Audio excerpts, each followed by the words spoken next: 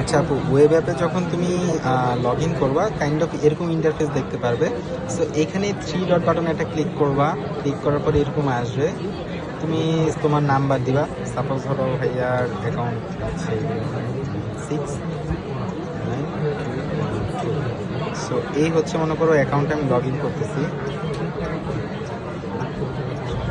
Log in করলাম। আমার এরকম ইন্টারফেস আসবে, আসার পরে আমি আবার এই থ্রি ডটে একটা ক্লিক করব, এই পোর্টালে ফিরে যাওয়ার ক্লিক করব।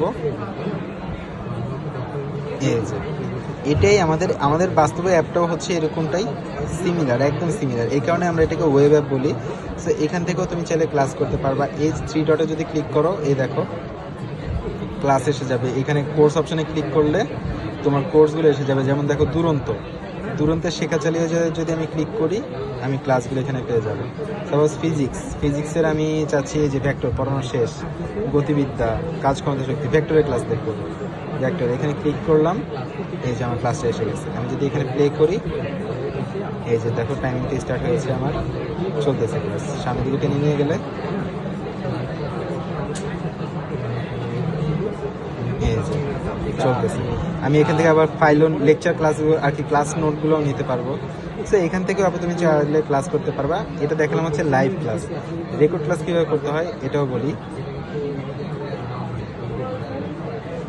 কী হলো, আচ্ছা সাপোজ ধরো হচ্ছে তুমি record class, sorry live class করবা। একটু আগে যেটা দেখিয়েছি ওটা হচ্ছে রেকর্ড ক্লাস ছিল, এবার দেখে লাইভ ক্লাস। লাইভ ক্লাসের জন্য আপু এই যে দেখো আজকের রুটিন। আমার কোর্সটা সবসময় এই যে এখানে যদি আমি ক্লিক করি, এখানে ক্লিক করার পর আমার কোর্স সবসময় এখানে যাতে তোমার প্রোগ্রামের এখানে দুরন্ত এইচএসি 27 থাকে, ঠিক আছে।